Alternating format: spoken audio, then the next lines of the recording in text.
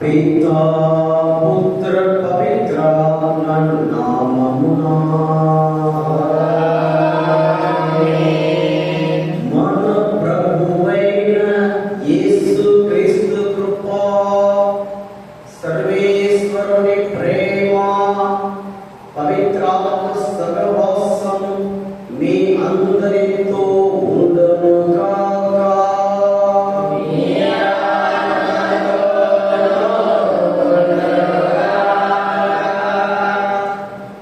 క్రీస్తు నామమున యందు ప్రియ సహోదరి సహోదరులారా, ఈరోజు సామాన్య కాలంలో 10వ ఆదివారంలో మనం ఉన్నాము. ఈరోజు దేవుడు మనకు గొప్ప సందేశాన్ని ఇవ్వబోతున్నారు. దేవుడు మనల్ని ఈ పూజా గడి ద్వారా ఆశీర్వదించబోతున్నారు, మనల్ని బలపరచబోతున్నారు, దృఢపరచబోతున్నారు. కాబట్టి మనము చేసిన తప్పిదములను పాపములను ఒప్పుకొని ఈ రీతిలో ఈ పూజాలో పాల్గొందాం. మన కుటుంబం కొరకు, మన గ్రామం కొరకు, ఆరోగ్యం కొరకు ఈ పూజావళి సమర్పింపబడుతుంది.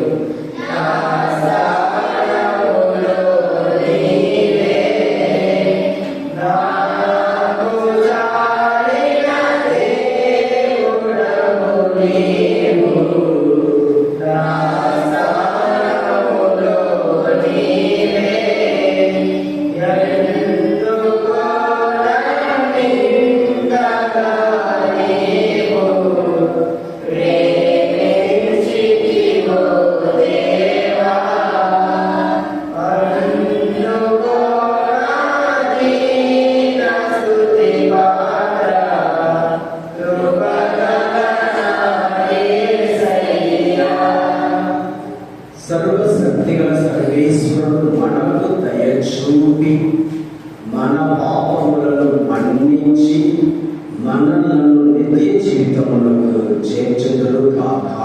ఆమేన్. ప్రభువా దయచూపుము, ప్రభువా దయచూపుము, క్రీస్తువా దయచూపుము, క్రీస్తువా దయచూపుము, ప్రభువా దయచూపుము, ప్రభువా దయచూపుము. పాఠసంఖ్య 28. महिमा सर्वेश्वरुनिकी महिमा, महिमा महिमा सर्वेश्वरुनिकी महिमा. भूलोक प्रजలకు ఎల్లవేళ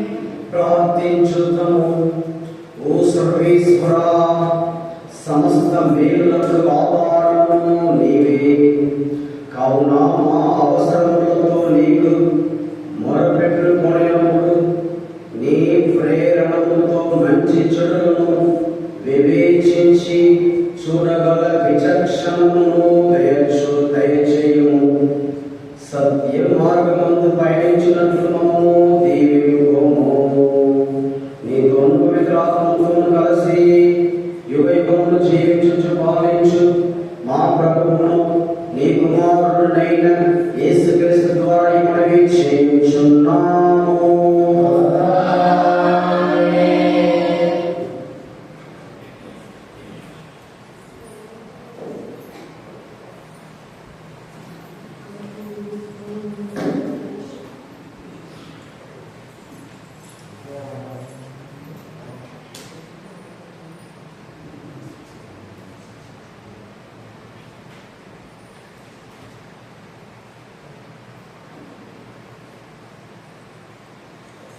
మొదటి పట్టణము ఆదికాండము 3వ అధ్యాయం 9వ వచనం చదువుతుంది. కానీ దేవుడైన యావే నరుని బయటకి పిలిచి, ఓయి నీవు ఎక్కడ ఉంటివి అని ప్రశ్నించింది. అంతటా మానవుడు, తోటలో మీ అడుగుల చప్పుడు వింటిని,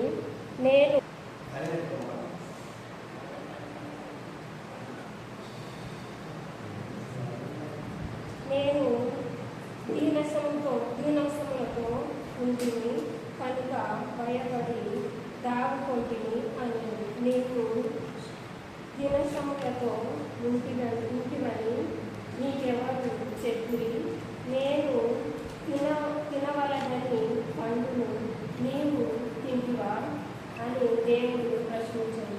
నాకు తోడుగా నీవు ఇచ్చిన ఈ స్త్రీయే ఆ చెట్టు పండ్లను కొన్ని నాకు ఇవ్వగా నేను తింటిని అని నరుడు చెప్పింది.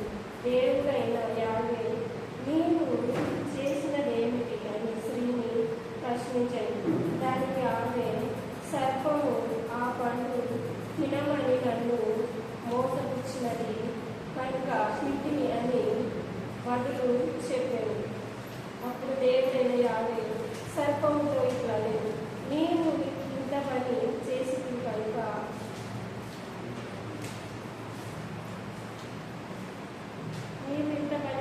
కనుక జంతువులలో క్రూర మృగములలోనూ నీవు శాపములకు గురి అగుదు. ఈనాటి నుండి నీవు బ్రతికినన్నాళ్ళు పొట్టతో త్రాగుదు, మట్టియే నీకు ఆహారము. నీకును స్త్రీకిని నీ సంతతికి ఆమె సంతతికి మధ్య వైరము కలగచేయుదు. ఆమె సంతతి నీ తల చితకబొట్టును, నీవేమో వాని నడుమ పరిచెదవు. ఆయన స్త్రీతో ఇట్లా నేను దేవుడి ప్రతి వాక్యమే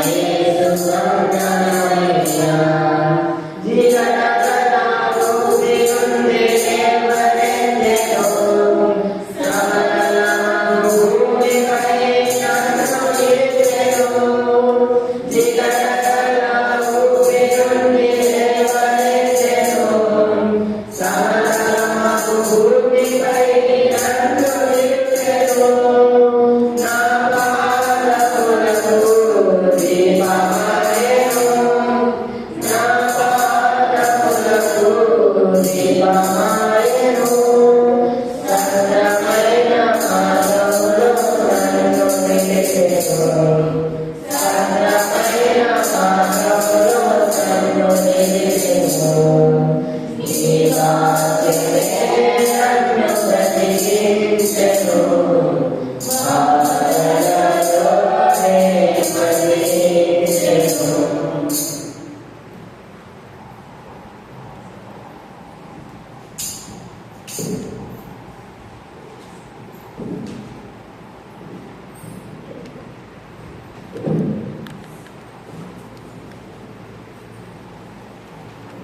రెండవ పట్టణము పునీత పౌలు గారు కొరింథీయులకు రాసిన 2వ లేఖ 4వ అధ్యాయము 17వ వచనం నుంచి 17వ వచనం నుంచి 5వ అధ్యాయం 1వ వచనం వరకు. పునీత పౌలు గారు కొరింథీయులకు రాసిన 2వ లేఖ 4వ అధ్యాయం 17వ వచనం నుంచి 5వ అధ్యాయం 1వ వచనం వరకు. నేను విశ్వసించి తిని కనుక మాట్లాడితే అని వ్రాసిన వారి యందును విశ్వాస గుణాత్మక మా యందును కలదు. కనుక మేము కూడా విశ్వసించుచున్నాము, మాట్లాడుచున్నాము. యేసు ప్రభువును మృతులలో నుండి లేపిన దేవుడు యేసుతో పాటు మమ్మలను లేవనెత్తి మీతో సహా ఒక చోట చేర్చి ఆయన సమక్షమునకు తీసుకొని పోగలడని మాకు తెలియదు. ఇది ఎంతైనా మీ కొరకే దైవ సందేశము వ్యాపించిన కొలది ప్రజలు అధిక సంఖ్యలో దేవుని మహిమకు కృతజ్ఞతా స్తోత్రములను అర్పించరు. ఇందువలనే మేము ఎన్నడూ నిరుత్సాహపడము. మేము భౌతికముగా క్షీణించుచున్నాము, ఆధ్యాత్మికముగా దినదినము నూతనత్వమును పొందుచున్నాము. మేము అనుభవించుచున్న ఈ చిన్న తాత్కాలిక కష్టము ఆ కష్టముల కంటే ఎంతో అధికమైన నిత్య మహిమను మాకు సమకూర్చు. గోచరములకు విశ్వాసములపై కాక అగోచరములకు విషయములపై మా శ్రద్ధను కేంద్రీకరించుము. గోచరములు కొలది కాలమే మాత్రమే ఉండవు, అగోచరములు శాశ్వతములు. మనము భూమి మీద జీవించు ఈ గుడారము అనగా మన భౌతిక దేహం శిథిలమగును. అప్పుడు మన జీవమునకై దేవుడు పరలోకమున ఒక గృహమును పొసగును. అది చేతులతో చేసినది కాదు, అది ఆయనచే నిర్మింపబడినదే, పైగా నిత్యమైనదని మనం ఎరుగుతాము. ఇది ప్రభువాకు.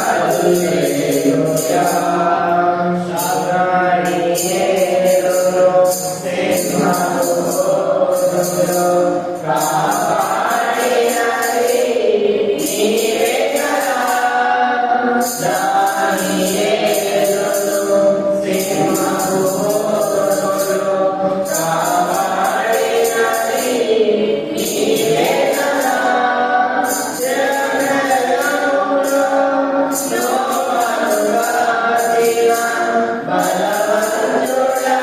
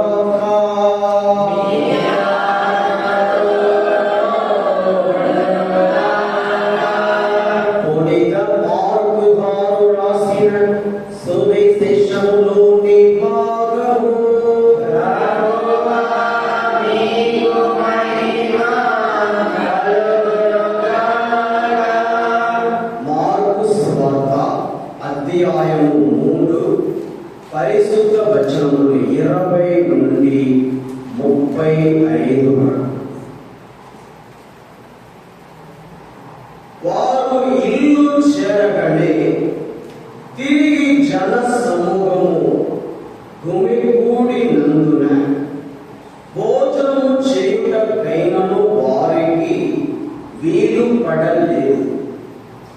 ఆయన కుటుంబ సభ్యులు ఆ విషయమును విని ఆయనకు మతి చలించినదని ప్రజలు పలుకుచుండుటచే ఆయనను అచ్చటి నుండి తీసుకొని వెళ్ళుటకు వచ్చిరి. యెరూషలేము నుండి వచ్చిన ధర్మశాస్త్ర బోధకులు ఆయనకు బెల్జబూలు పట్టినదనిరి. పిశాచముల అధిపతి సహాయమున ఆయన దయ్యములను వెళ్ళగొట్టుచున్నాడని చెప్పిరి. అప్పుడు ఆయన వారులను చేర పిలిచి ఉపమానములతో ఇట్లనెను, సైతాను ఎట్లు వెడలగొట్టును. ఒక రాజ్యము తనకు తానే విరోధముగా వేరుపడిన ఎడల అది నిలువజాలదు. కుటుంబము తనకు తానే విరోధముగా వేరుపడిన ఎడల అది నిలువజాలదు. అట్లే సైతాను తనకు విరుద్ధముగా ప్రవర్తించినచో సర్వనాశనమగును. ఎవరైనా బలవంతుని మొదట బంధించిననే తప్ప ఆ బలశాలి ఇంటిలో ప్రవేశించి సామగ్రిని దోచుకొనజాలడు. నిర్బంధించిన పిమ్మటనే కదా కొల్లగొట్టున్నది. మానవుడు చేసిన ఏ పాపమైనను పడిపిన ఏ దేవదూషణమైనను క్షమింపబడును. కానీ పవిత్రాత్మకు వ్యతిరేకముగా దూషణము చేయువాడు క్షమింపబడడు. అట్టివాడు నిత్యము పాపి అయి ఉండును అని నేను మీతో నిశ్చయముగా చెప్పుచున్నాను. ఆయన అపవిత్రాత్మ ఆవహించిన వాడని వారు అనుట వలన యేసు ఇట్లు పలికెను. అప్పుడు ఆయన తల్లియు సోదరులు వచ్చి వెలుపల నిలిచి ఆయనను పిలువనంపిరి. జనసమూహము ఆయన చుట్టూ కూర్చుండి ఉండెను. నీ తల్లియు నీ సోదరులు మరియు నీ సహోదరులు వచ్చి వెలుపల నీ కొరకు వేచి ఉన్నారని కొందరు చెప్పిరి. అందుకు యేసు, నా తల్లి ఎవరు, నా సోదరులు ఎవరు అని తన చుట్టూ ఉన్న జనులను చూచి, ఇదిగో వీరే నా తల్లియు నా సోదరులు, ఆయనైనా దేవుని చిత్తము నెరవేర్చువాడే నా సోదరుడు, నా సోదరి, నా తల్లి అని పలికెను. ఇది క్రీస్తు సువిశేషము.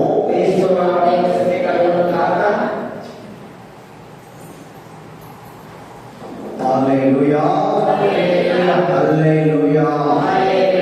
యేసువా వందనం, యేసువా స్తోత్రం, యేసువా ఆరాధన.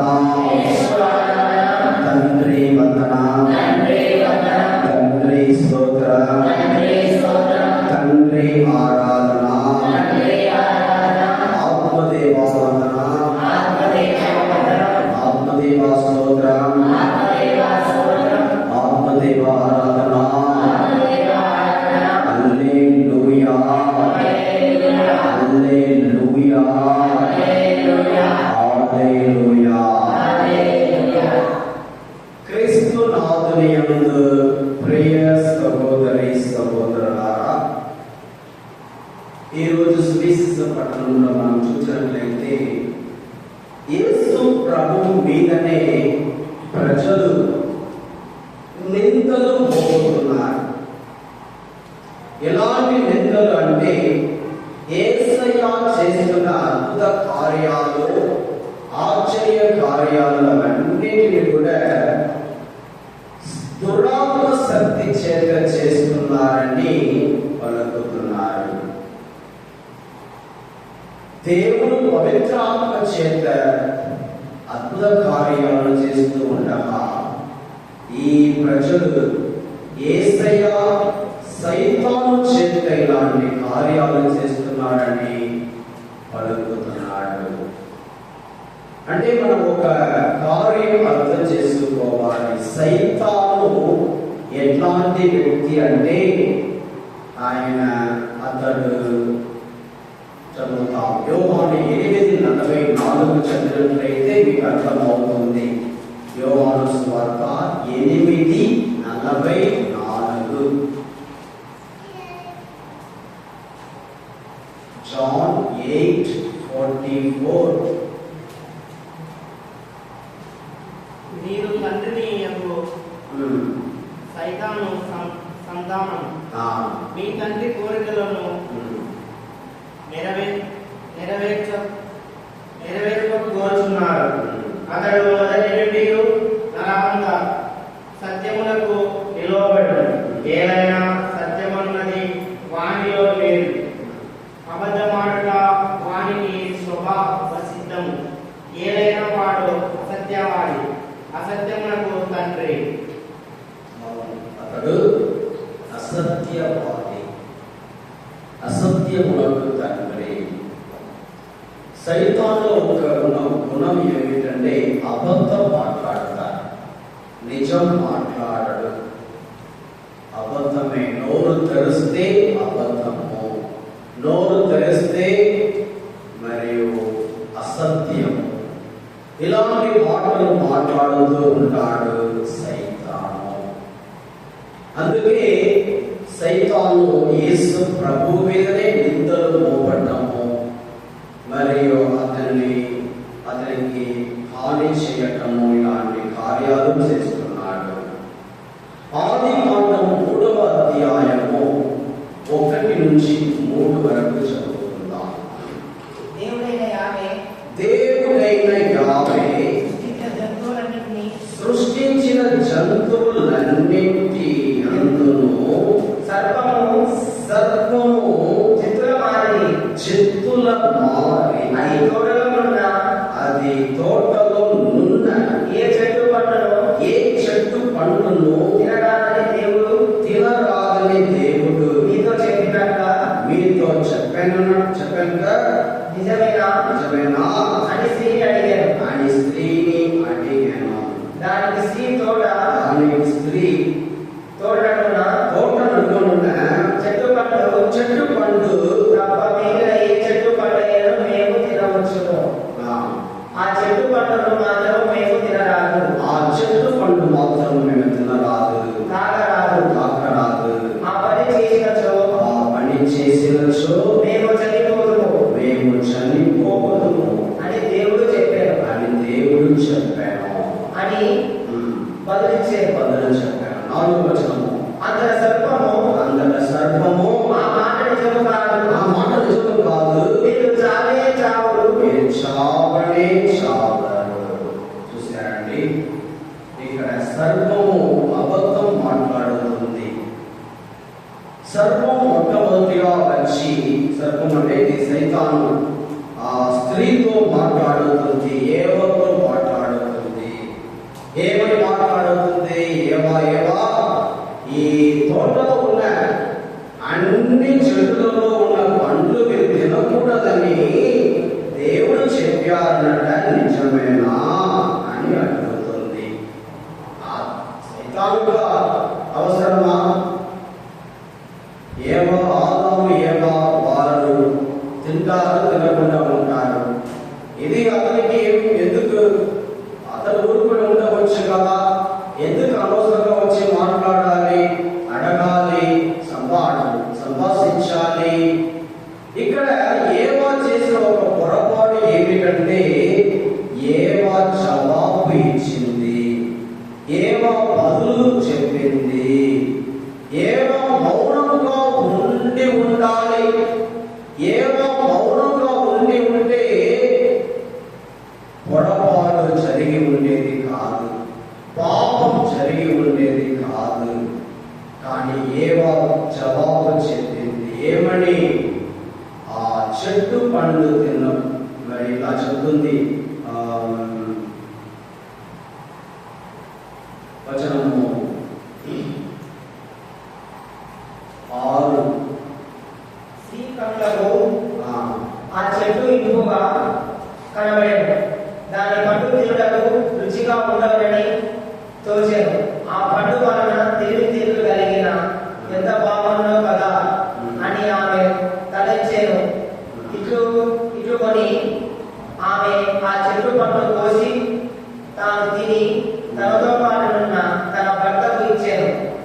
అతను తినేను. ఆమె మరి అతను ఇద్దరు తినేసారు, పాపంలో పడిపోయారు. కాబట్టి ఒకటి మాత్రం మనం గుర్తుంచుకోవాలి, మనము మన నోటిని కాపాడుకోవాలి. సైతాను వచ్చి మాట్లాడుతున్నప్పుడు మనము జవాబు చెప్పకూడదు, మనము బదులు చెప్పకూడదు. మౌనంగా ఉండిపోయినట్లయితే మనకే ఆశీర్వాదము. ఏవాళ్ళ ఉండలేకపోయింది, జవాబు ఇచ్చింది, మీకెందుకు, మీరు నోరు మూసుకొని వెళ్ళిపో, నాకు నీకు ఏమి సంబంధం, నీకు నాకు ఏ సంబంధం లేదు, వెళ్ళిపో, నోరు పోయి అని ఆరంభంలోనే చెప్పి ఉన్నట్లయితే సమస్య వచ్చేది కాదు. కానీ ఏవా జవాబు ఇచ్చింది, పాపంలో పడిపోయింది. కాబట్టి సైతాను సోదరుని మనల్ని మనం కాపాడుకోవాలంటే మనము మన మౌనం వహించాలి. హల్లెలూయా, హల్లెలూయా, హల్లెలూయా, హల్లెలూయా. ఎవరైనా వచ్చి తిరుగుతారు అనుకోండి, మిమ్మల్ని ఎట్లా తిరుగుతారు? పూర్తి మాటలు. ఎట్లాంటి మాటలు అంటే చెప్పలేము. లా కొడుకు అని ఒకరు తిరుగుతాడు అనుకోండి, మీరు మౌనంగా ఉండగలిగితే మీకే విజయము. మౌనంగా ఉండకుండా నన్ను చూచాట, మీరు నాకు తెలుసా, మీ గురించి నాకు తెలుసు, మీ కుటుంబం తెలుసు అని ఒకవేళ కోపపడి మరల మీరు కూడా నోరు తెరచి జవాబు ఇచ్చినట్లయితే మీరు ఓడిపోయారని అర్థము. అట్లాంటి మాటలు కూడా చెప్పినా, అట్లాంటి మాటలతో తిట్టినా కూడా మీరు మాత్రం ఓర్పు సహనముతో నోటిని కాపాడుకొని ఉన్నట్లయితే దేవుడు మీకు విజయము వస్తాడు. మీకు వచ్చే విజయమును ఎవరు ఆపలేరు. ఎవరు నేను నీ యొక్క సక్సెస్ ని, నీ యొక్క ఆశీర్వాదమును ఎవరు దొంగలించగలరండి. అందుకే మనము ఇట్లాంటి సమయంలో మౌనం వహించాలి. హల్లెలూయా, హల్లెలూయా, హల్లెలూయా, హల్లెలూయా. కాబట్టి మన ఆలస్యం సంఘం, ఈ ఆలయానికి వచ్చేవారు మిమ్మల్ని ఎవరు ఎంతసేపు తిట్టినా కూడా మీరు మాత్రం నోరు తెరవక ఉండండి. వారు సిగ్గుపడి వెళ్ళిపోతారు. వారికే సిగ్గు కలుగుతుంది. అయ్యో, ఇన్ని మాటలు మాట్లాడాము, ఒక్క మాట కూడా మాట్లాడలేదు. నిన్ను చూసి వారు సిగ్గుతో వెళ్ళిపోతారు. మళ్ళీ నిన్ను చూడరు, మళ్ళా మీ దగ్గరికి రారు, మీ జోలికి రారు. మళ్ళా మీ ముఖం చూడటానికి వారే సిగ్గుపడి పారిపోతారు. కాబట్టి మీరు ఏం చేయాల్సిన అవసరం లేదు, వారిని తిట్టాల్సిన అవసరం లేదు, కొట్టాల్సిన అవసరం లేదు. మీరు చేయాల్సిన పని మౌనము. కానీ తిట్టడానికంటే, కొట్టడానికంటే, గొడవ పెట్టడానికంటే అన్నింటికంటే చాలా కఠినమైనది మౌనము. అవునా కదా? తిట్టడం కంటే సులభం, గొడవ పెట్టడం కంటే సులభం. వాళ్ళ దగ్గర వెళ్ళి ఇంకా అరవడం అంటే సులభం. కానీ మౌనంగా ఉండటం అంటే చాలా కష్టమే కదా. ఎప్పుడైనా అక్కడ ఉండగలిగారా? మీ భర్తకు తిరుగుతూ ఉన్నప్పుడు మౌనంగా ఉండగలిగారా? మీ భార్య తిరుగుతూ ఉన్నప్పుడు మౌనంగా ఉండగలిగారా? కనీసం వెళ్ళిపోయిన తర్వాత మాట్లాడతారు. వారు లేనప్పుడైనా కనీసం తిరుగుతూ ఉంటారు. కనీసం వారు లేనప్పుడైనా నోరు తెరచి తిరిగితేనే మనసుకు ప్రశాంతంగా ఉన్నది. అట్లా కొందరు తిరుగుతూ ఉంటారు. కానీ మనము మౌనం వహించినట్లయితే దేవుడు మనల్ని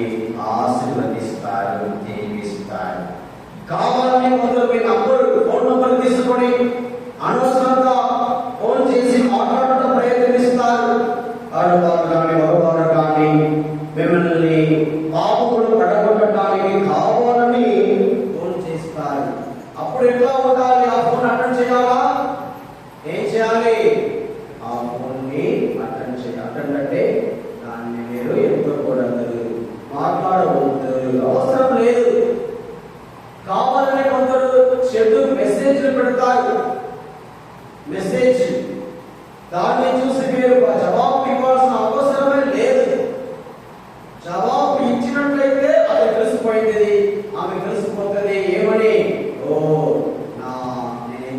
నేను పంపించిన మెసేజ్ వెళ్ళిపోయింది, ఓ నేను ఇట్లాంటి ఉద్దేశంతో ఉన్నానని ఆమెకి అతనికి తెలిసిపోయింది. ఇంకా వారికి ధైర్యం వచ్చి ఏం చేస్తారు? ఇంకా మరల మనకి ఇబ్బందులు పెడతారు. అంతే. చూసినా కూడా చూడకుండా, చదివినా కూడా చదవకుండా వెళ్ళిపోవడమే మనకి మంచిది. హల్లెలూయా, హల్లెలూయా. నాకు ఒకరు ఇట్లా ఫేస్బుక్ లో ఒకరు ఈ విధంగా మెసేజ్ పంపించారండి. ఏమని? నా వీడియో చూసి ఒక వ్యక్తి, this is social media, not religious media. ఏమని? ఇది సోషల్ మీడియా, రిలీజియస్ మీడియా కాదు. స్టాప్ ప్రీచింగ్, మీ వాక్యం బోధించడం ఆపేయండి అని పెట్టారు. నేను చూసి ఆరంభంలో నాకు కోపం వచ్చింది, జవాబు పెట్టాలని ఆలోచన వచ్చింది. తర్వాత దేవుడు అన్నారు, ఏం జవాబు పెట్టాల్సిన అవసరం లేదు, వదిలిపెట్టండి. నేను జవాబు పెట్టినట్లయితే మీకే ఇబ్బందులు వస్తుంటారు, మీకు ఇబ్బంది, వారు మిమ్మల్ని మీకు ఇబ్బంది పెడతారు. ఏం చదవవద్దు, ఏం మెసేజ్ పెట్టవద్దు అన్నారు, వదిలేసినాము. కాబట్టి అట్లా మనకి సైతాను ఈ విధంగా మనకి ఆటంకాలు ఇవ్వడానికి వస్తాడు, మన జీవితాన్ని నాశనం చేయడానికి వస్తాడు. మనము ఏదో పెద్ద పెద్ద కార్యాలు చేయాలి, ఏదో వారికి వ్యతిరేకంగా ఏదో చేయాలి, ఏం చేయవద్దు, ఊరుకునే ఉండండి చాలు. నోటికి కావాల్సుకొని ఇలా ఉంటే చాలు. దేవుడు కాపాడుతాడు, దేవుడు దీవిస్తాడు. అదే గొప్ప ఆయుధం. కాబట్టి నోటిని కాపాడుకొని ఏవో ఉండలేకపోయింది, ఆ సైతానుతో మాట్లాడుతుంది, సంభాషిస్తుంది, ముచ్చట్లు పెట్టుకుంటుంది, లేనిపోని ఆ అబద్ధం అన్నిటిని వింటూ ఉంటుంది. ఆ సైతాను అన్ని మాట్లాడుతూ ఉన్నాడు, మీ దేవుడు మంచివాడు కాదు, మీరు మోసం చేస్తున్నాడు, అట్లాంటి వాడు, ఇట్లాంటి వాడు, మీరు ఆ పంటలు తిన్నట్లయితే మీరు ఆ దేవుడుగా మారిపోతారు, మీరు దేవుడుగా మారిపోతారు అని లేనిపోని విషయాలన్నీ వింటూ ఉంటుంది. హృదయం ఖరాబ్ అయిపోయింది, మనసు ఖరాబ్ అయిపోయింది, తలపు ఖరాబ్ అయిపోయింది. మరియు ఆమె చెడు పని చేయడం ప్రారంభించి ఆ తినకూడని పండును కోసి తినింది, తన భర్తకి ఇచ్చింది. దాని ద్వారానే లోకానికి పాపము వచ్చింది. లేదంటే మనం అందరూ ఎట్లా ఉండేవాడు? దేవదూతం ద్వారా ఏ కష్టం లేక, ఏ బాధలు లేక, ఏ ఆకలి లేక, కన్నీరు లేక, దుఃఖం లేక, దూతలుగా దేవదూతలుగా మనం ఉండేవాడు. కేవలం ఏమో చేసిన తప్పు అంటే ఈరోజు మనం కూడా కష్టపడుతున్నాం. ఆమె ఆ రోజు మంచిగా ఉండాలి కదా, ఏమో మంచిగా ఉండలేకపోయింది. కాబట్టి మనము జాగ్రత్తగా ఉండాలి. మొదటి పేతురు 5:8 చూడకుండా చెప్పాలి ఈ వచనమును. ఎవరికి తెలుసా? చాలాసార్లు చెప్పాము. నీ శత్రువు సాతాను గర్జించు సింహం వలె కబలించి చూస్తున్నాడు. ఎవరిని చూస్తున్నాడు? మీ శత్రువు సైతాను గర్జించి సింహం వలె ఎవరిని కబలించుచున్నాడు. కాబట్టి మీరు జాగరూకులై ఉండడు అని వాక్యం సెలవిస్తుంది. జాగరూకులై ఉండాలి. ముఖ్యంగా యువతి యువకులు యవ్వన వయసులో పూజ సమయంలో కూడా కొందరు సెల్ఫోన్ చూస్తూ ఉంటారు. అప్పుడు సైతాను ఆ సెల్ఫోన్ ద్వారా వస్తాడు. మనోజ్ సెల్ఫోన్ ఆపే పెట్టదు. విజయ్ మనోజ్ ఇద్దరు కలిస్తే అంతే, వారిద్దరు అల్లరి చేస్తూ మరియు వారి ద్వారా సైతాను మనకు డిస్టర్బెన్స్ వస్తూ ఉంటాడు. హల్లెలూయా, హల్లెలూయా, యేసువా స్తోత్రం, యేసువా స్తోత్రం, యేసువా ఆరాధన. హల్లెలూయా, హల్లెలూయా, హల్లెలూయా. రెండవది, ఈరోజు రెండవ పట్టణంలో కొరింథీయులకు రాసిన రెండవ లేఖ 4:18 చదువుతాం.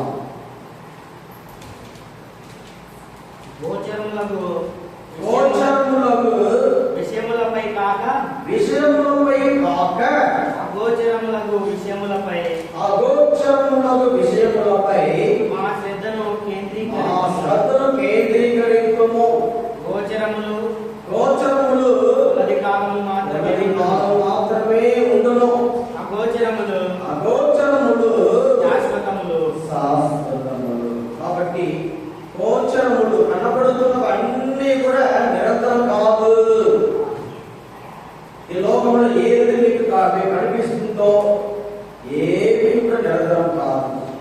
ఇవన్నీ గోచరములు. కానీ అగోచరములు శాశ్వతమైనది. అగోచరములు ఏవి? పరలోకము, దేవదూత, యేసు ప్రభువు, పవిత్రాత్మ మరియు పరలోకపు తండ్రి, నిత్య జీవము, ఇవన్నీ అగోచరములు. కాబట్టి నిరంతరం ఏమిటి? చూడగలిగేది నిరంతరమా? మనం చూడలేనిది నిరంతరమా? ఏది నిరంతరమైనది?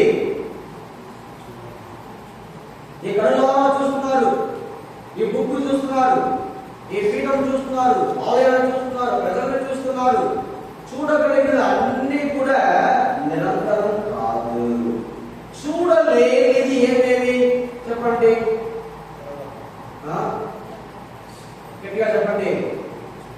చూడలేని ఏం చూడలేకపోతున్నాము? దేవదూతను చూడలేకపోతున్నాం, పవిత్ర ఆత్మ చూడలేకపోతున్నాం, కళ్ళారా యేసు ప్రభుని చూడలేకపోతున్నాం, పరలోకము చూడలేకపోతున్నాము. మరియు పరలోకము, దేవదూతలు, నిత్య జీవము అన్ని చూడలేని కార్యాలు. కాబట్టి చూడలేని కార్యాలు నిరంతరమైనది. చూడగలిగినది, చూడలేని కార్యాలు నిరంతరమైనది.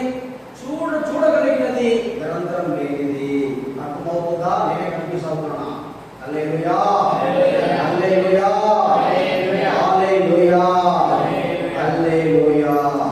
What we are able to see is what we are able to see, it is not permanent. What we are able to see is not permanent, but what we are unable to see is permanent. కాబట్టి మనము విశ్వాసం అనే ఆయుధమును పట్టుకోవాలి. విశ్వాసము.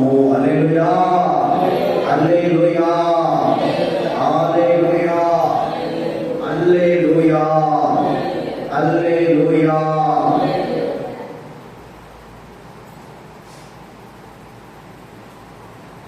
మన David గారు ఆయన అక్కడ జూడూరులో స్వరూపాలని ఆమె ఊరిలో జూడూరులో ఒక విషయం జరిగింది. మీ అందరికీ తెలుసు అందరికీ. బంగారం పోయింది.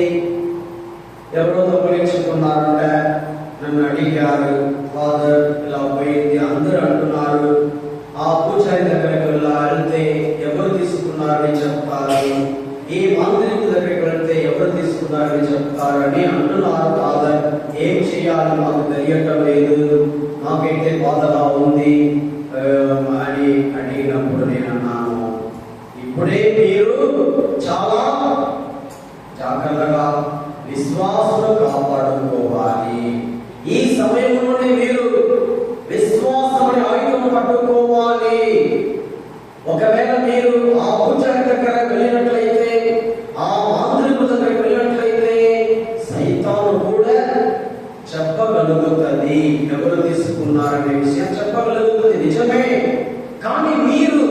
దేవుని యొక్క అనుగ్రహమును కోల్పోతావు, దేవుని యొక్క ఆశీర్వాదం కోల్పోతావు. ఈ కష్ట సమయంలో మీరు విశ్వాసంతో ఉన్నారని నిరూపించాలి. మీరు మీ విశ్వాసం నిరూపించబడటానికి ఇదే సరైన సమయము. కాబట్టి అక్కడికి వెళ్ళకూడదు, స్థిరంగా ఉండండి. దేవుడు మళ్ళీ ఈ బంగారమును తిరిగి వసలుతారని విశ్వసించు.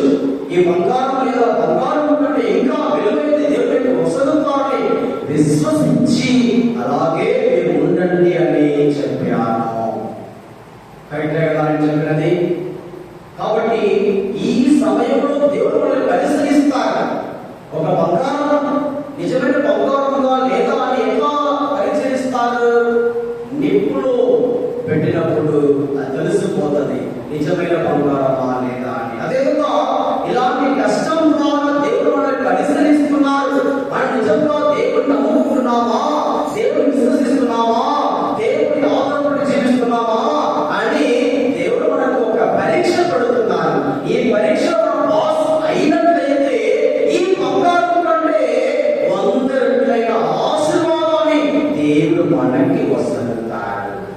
కేవలం ఎవరో ఏదో చెప్పారని, వారు చెప్పారు, వీరు చెప్పారని అక్కడ ఇక్కడికి వెళ్ళినట్లయితే మనము చీకటిలో మనము పడిపోతాము. సైతాను మనల్ని పట్టుకుంటాడు. సైతాను మనల్ని పట్టుకోవడానికి ఒక అవకాశం వసలుతున్నాము. అట్లా వెళ్ళినట్లయితే సైతాను మన ఇంటిలోనికి వచ్చి మన ఇంటిలో ఉండి మనల్ని పరిపాలించడం ప్రారంభిస్తాడు. దాని తర్వాత మనకి వ్యాధులు వసలుతాడు, మన సమాధానం పొంగించుకుంటాడు, మన ఆధ్యాత్మిక జీవితాన్ని పాడు చేస్తాడు, చివరికి మనల్ని నరకంలోనికి త్రోసివేస్తాడు సైతాను. కాబట్టి కష్ట సమయంలో, బాధ సమయంలో, వేదన సమయంలో మనము చాలా విశ్వాసము కలిగి జీవించాలి. మీకు అలాంటి కష్టం వస్తుంది. కష్టం వచ్చినప్పుడు, వేదనలు, బాధలు వచ్చినప్పుడు విశ్వాసంతో ఉండాలి. విశ్వాసమే సైతాన్ని వెళ్ళగొట్టడానికి ఒక గొప్ప ఆయుధం. హల్లెలూయా, హల్లెలూయా, హల్లెలూయా. యోబు తన జీవితంలో తన పిల్లలు 10 మంది పిల్లల్ని కోల్పోయారు. ఒకే రోజు తమ 10 మంది పిల్లల్ని కోల్పోయారు.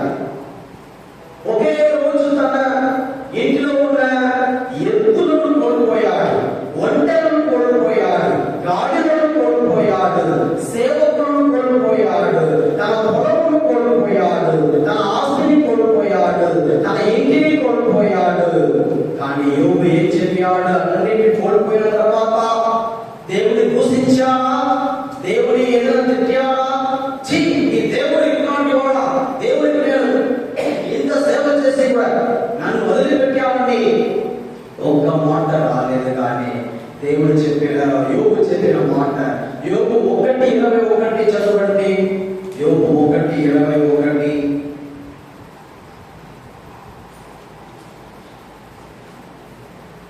నేను దిగంబరుడను గాని తల్లి కడుపు నుండి వెలువడితిని, దిగంబరుడు గాని ఇచ్చటి నుండి వెడలిపోయేదను. ప్రభువు ఇచ్చెను, ప్రభువే తీసుకొనెను. ప్రభువు నామమునకు స్తుతి కలుగును గాక. అదే ఆయన చెప్పిన మాట. మనం కూడా మీ ఇంట్లో ఒకరోజు దొంగవాడు వచ్చి మీ ఇంట్లో ఉన్న వస్తువులను దొంగిలిస్తాడు. ఒకరోజు మీ బంగారును దొంగిలించుకుంటాడు, మీ వస్తువులను దొంగిలించుకుంటాడు. ఆ సమయంలో ఎక్కడ వెళ్ళవద్దు, ఎక్కడ కూడా మంత్రవాది దగ్గర, మాంత్రికుల దగ్గర వెళ్ళటము, లేదంటే ఇంకా చేతపడి శక్తి చేసే వాళ్ళకి వెళ్ళటము వద్దు. మీ విశ్వాసం కాపాడుకొని యోబు చెప్పిన విధంగా చెప్పాలి. యోబు చెప్పిన విధంగా దేవుడు ఇచ్చాడు, దేవుడు తీసుకున్నాడు, దేవుడికే మహిమ కలుగును కాక అని చెప్పి చూడండి. సైతాను మీరు అప్పుడు సైతాను చంప మీద కొట్టినట్టు ఇలాంటి మాటలు మాత్రం మాట్లాడినట్లయితే మీరు సైతాన్ని చెప్పు తీసుకుంటున్నారు. చెప్పు తీసుకుని కొట్టాలి సైతాన్ని ఇలాంటి మాటలు మాట్లాడి ప్రతిసారి మనము దేవునికి మహిమలను కాక, దేవునికి స్తుతిలను కాక, నీకు వ్యాధి వచ్చినప్పుడు దేవునికి మహిమలను కాక, స్తోత్రం హల్లెలూయా హల్లెలూయా అని చెప్పండి. అతన్ని మీరు ఈ విధంగా కొడుతున్నారు, అతని ముఖం మీద ఉమ్మి వేస్తున్నారు, అతనిని మీరు కత్తి తీసి పొడుస్తున్నారు. నిన్ను చూసి పారిపోతాడు సైతాన్. కానీ సన్ముఖం కొడుకుతూ ఉంటే మీరు అతను ఏం చేస్తున్నారు? తల మీద పెట్టుకుంటున్నారని అర్థం. తల మీద పెట్టుకొని అతనిని మీరు అతన్ని పొగడుతున్నారు అని అర్థం అవుతుంది. కాబట్టి అతన్ని తల మీద పెట్టుకోవాలా, కాళ్ళ కింద పెట్టి తొక్కాలా? కాళ్ళ కింద పెట్టి తొక్కాలంటే యోగు చెందిన మాటని మనం చెప్పాలి. దేవుడు ఇచ్చారు, దేవుడు తీసుకున్నారు, దేవుడికి మహిమ కలుగును గాక అని చెప్పడం నేర్చుకోండి. ఇంటిలో భర్త తాగి వచ్చి గొడవ పెడుతూ ఉన్నప్పుడు ఏం చెప్పాలి? స్తోత్రం హల్లెలూయా హల్లెలూయా, దేవునికి స్తోత్రం, దేవునికి మహిమ కలుగును గాక అని చెప్పండి. భర్త వచ్చి కొడుతూ ఉన్నప్పుడు దేవునికి మహిమ కలుగును గాక, దేవునికి స్తుతి కలుగును గాక అని చెప్పండి. ప్రతిసారి ప్రతి చెడు కార్యాలు జరుగుతున్నప్పుడు దేవుణ్ణి స్తుతించడం నేర్చుకో. ఒక ఇంట్లో ఒక సహోదరి చనిపోయింది. ఆమె పేరు జోస్మినమ్మ చనిపోయింది. నేను వెళ్ళాను. అందరూ ఏడుస్తూ ఉన్నప్పుడు నేను ఏం చేశాను? దేవుని పాట పాడి దేవుని స్తుతించాను. దేవునికి మహిమ కలుగును గాక హల్లెలూయా అని స్తుతి ఆరాధన చేశాను. దేవునికి మహిమ కలుగును, దేవునికి మహిమ కలుగును గాక అని దేవుని స్తుతించాను. అప్పుడు అందరూ ఆశ్చర్యపడిపోయారు. ఇంట్లో చనిపోయినప్పుడు మనం చేయాల్సిన పని ఏడవటం కాదు, స్తుతించటం. ఏడుస్తూ ఉన్నప్పుడు స్తుతించాలి. దేవా, ఇదిగో ఎన్ని సంవత్సరాలు మీరు ప్రాణం ఇచ్చారు, వందనాలు యేసయ్యా అని దేవుని స్తుతిస్తూ ఆరాధిస్తూ ఉండండి. పోయిన మంగళవారం నా అమ్మమ్మ చనిపోయింది. మా ఊళ్ళో నా అమ్మమ్మ చనిపోయింది. అమ్మమ్మ, నా అమ్మ యొక్క అమ్మ చనిపోయింది. నేను వెళ్ళలేదు, ఇక్కడే ఉన్నాను. దేవునికి వందనాలు చెప్పాను. స్తోత్రం దేవా, ఇన్ని సంవత్సరాలు జీవించింది, థ్యాంక్ యూ జీసస్, వందనాలు యేసయ్యా దేవుని స్తుతించాను. మన కన్నీరు కార్చి ఏడుస్తూ ఇక్కడ నుంచి వెళ్ళటం ఒక రోజు, రావటం ఒక రోజు, మన పరిచయం ఏమవుతుంది, దేవుని పని ఏమవుతుంది, దేవుని పని మరి చేయడానికి వచ్చాము. మరియు అటు ప్రయాణం చేస్తూ ఉంటే మన సమయం అంతా తనలోనే పోతుంది. ఇక్కడ ఉండి ప్రార్థించాను. ఏది మంచిది? వెళ్ళి రావడం మంచిదా, ఇక్కడ ఉండి ప్రార్థించడం మంచిదా? ఏది మంచిది చేశాం మేము చేసేది కరెక్టా? హల్లెలూయా హల్లెలూయా హల్లెలూయా. వెళ్ళినా మాత్రం ఏమి జరిగేది ఏం కాదు. వెళ్ళినా మాత్రం ఏం జరుగుతుంది? ఉండే మంచిదే కదా. అక్కడ వెళ్తే మన చనిపోయిన అమ్మ తిరిగి వచ్చేస్తుందా? లేదా? మరి ఎందుకు చనిపోయిన వారి గురించి ఆలోచించి ఏడుస్తున్నారు? ఎప్పుడు ఏడవద్దు. మనం సంతోషంగా ఉంటేనే విశ్వాసంతో ఉన్నారని అర్థము. సంతోషం, సమాధానంగా ఉండాలి. హల్లెలూయా హల్లెలూయా హల్లెలూయా.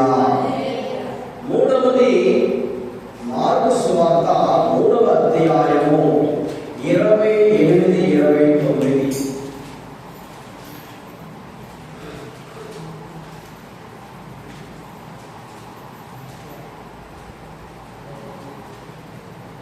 మార్కు 3:28. మానవుడు చేసిన ఏ పాపమైనను పలికిన ఏ దేవ దూషణమైనను క్షమింపబడును. కానీ పవిత్రాత్మకు వ్యతిరేకముగా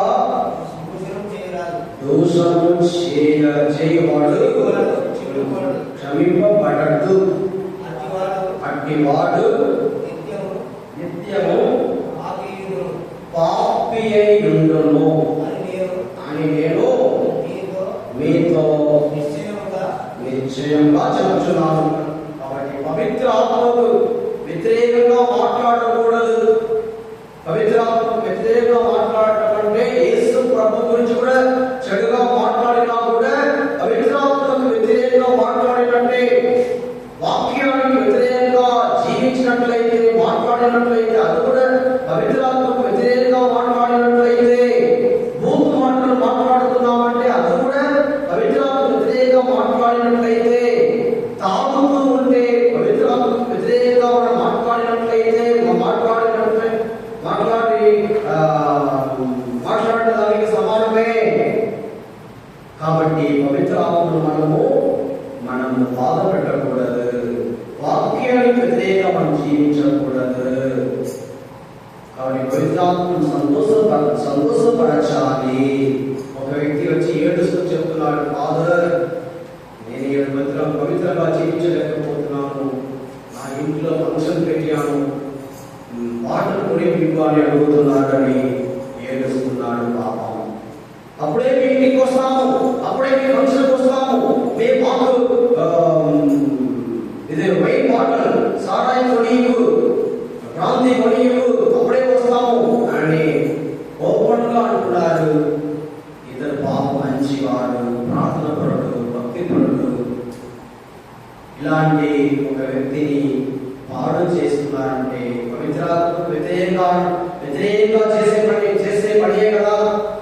ఒక వ్యక్తిని పాడు చేస్తున్నారు, ఒక వ్యక్తిని మంచిగా ఉన్న వ్యక్తిని నువ్వు తాగు ఇంకా అని చెడు అలవాటు నేర్పించినట్లయితే దేవుడు ఖండిస్తారా? ఏదో మీరు పడిపోయారు, మీతోనే ఉండినట్లయితే సరే ఓకే. ఇంకొక వ్యక్తి పాడు చేస్తున్నారంటే ఎట్లా దేవుడు ఎట్లా ఆస్వాదిస్తారండి? మీ కుటుంబాన్ని ఎట్లా దీవిస్తారు? మీ పిల్లల్ని ఎట్లా దీవిస్తారు? మీ కుటుంబాన్ని ఎట్లా అభివృద్ధి పరుస్తారు? కాబట్టి కనీసం ఇతరుల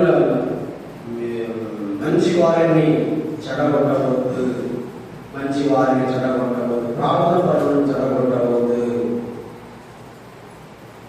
కాబట్టి పవిత్రాత్మకు వ్యతిరేకంగా మనము పాపం చేయకూడదు. హల్లెలూయా, హల్లెలూయా, హల్లెలూయా, హల్లెలూయా. తాగే అలవాట్లు ఎట్లా పడిపోతున్నారంటే ఈ విషయంలో పెద్దవారే నేర్పిస్తారండి.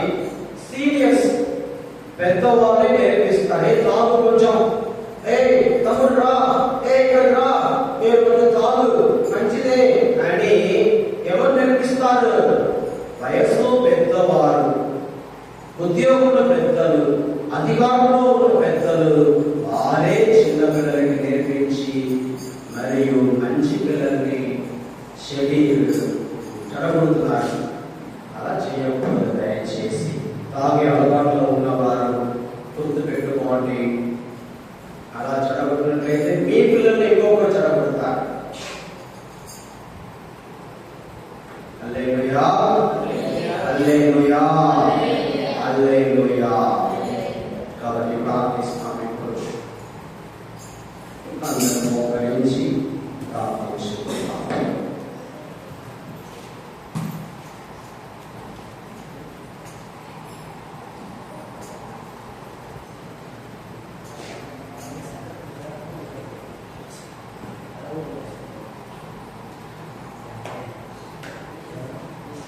ప్రార్థనలే పయనము, ప్రార్థనే ప్రాకారము, ప్రార్థనే ప్రాధాన్యము.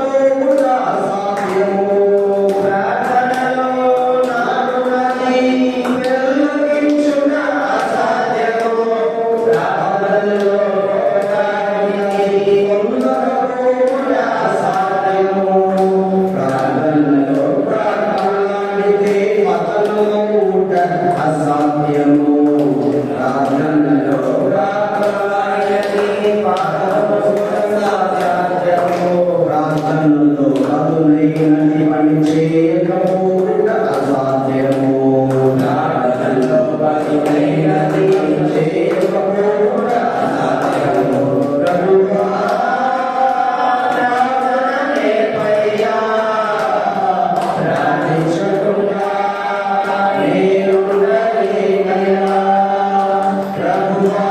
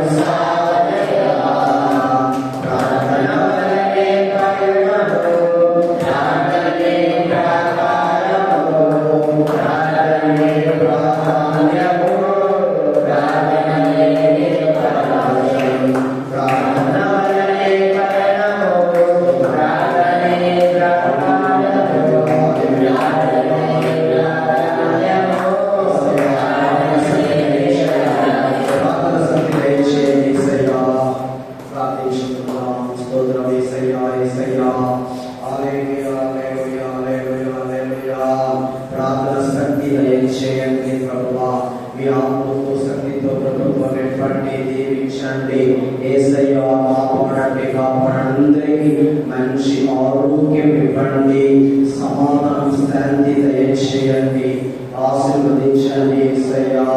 నీకే స్తోత్రం స్తోత్రం వందనాలు యేసయ్యా. హల్లెలూయా హల్లెలూయా హల్లెలూయా హల్లెలూయా హల్లెలూయా హల్లెలూయా హల్లెలూయా హల్లెలూయా హల్లెలూయా హల్లెలూయా. యేసయ్యా యేసయ్యా పరిశుద్ధ పరిశుద్ధ పరిశుద్ధ మంచి కాపరి యేసయ్యా.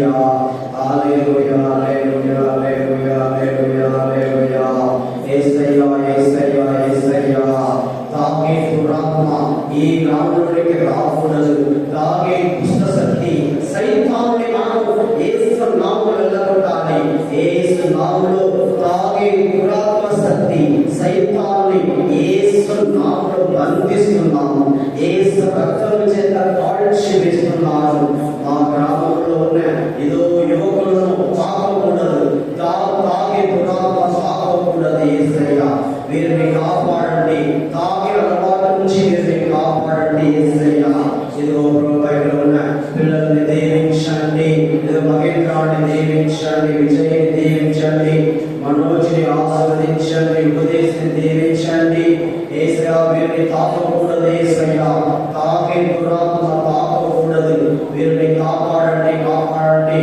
తెలుసు తెలియక ఇద్దరు ముగ్గురు పడిపోయారు మా గ్రామంలో, యేసయ్యా వారిని కూడా కాపాడండి, కాపాడండి. తాగే అలవాటు నుంచి కాపాడండి, విడుదల దయచేయండి యేసయ్యా, యేసయ్యా, యేసయ్యా ఆశీర్వదించండి ప్రభువా. ఇదిగో సంఘ సభ్యులను ఆశీర్వదించండి, అందరికి మంచి ఆరోగ్యం దయచేయండి, కాపాడండి యేసయ్యా. దీవించండి, దీవించండి యేసయ్యా. తాగటం వలన కుటుంబం పాడవుతుంది, సమాధానం పాడవుతుంది అనే విషయాన్ని తెలియజేయండి, ఆరోగ్యం పాడవుతుంది అనే విషయాన్ని తెలియజేయండి. దీవించండి యేసయ్యా. హల్లెలూయా, హల్లెలూయా, హల్లెలూయా, హల్లెలూయా. అందరికీ ఆరోగ్యం ఇవ్వండి, ఆరోగ్యం, శారీరక ఆరోగ్యం, ఆధ్యాత్మిక ఆరోగ్యం దయచేయండి యేసయ్యా. దీవించండి, దీవించండి, కాపాడండి యేసయ్యా. నీకే స్తోత్రం, స్తోత్రం. చేతపడి శక్తుల్ని విడుదల దయచేయండి, అంధకార క్రియల నుండి విడుదల దయచేయండి, కాపాడండి, కాపాడండి. హల్లెలూయా, హల్లెలూయా, హల్లెలూయా, హల్లెలూయా, హల్లెలూయా, హల్లెలూయా, హల్లెలూయా. యేసయ్యా స్తోత్రం, స్తోత్రం, స్తోత్రం, వందనాలు. మా మేత్రాస్తులను ఆశీర్వదించండి, మా బిషప్ని గౌరవంగా చౌరసభని ఆశీర్వదించండి, ప్రజలను దీవించండి, గురువులను దీవించండి, కన్యాస్తులను దీవించండి. యేసయ్యా నీకే స్తోత్రం. అందరిని ఆశీర్వదించి నడిపించండి ప్రభువా.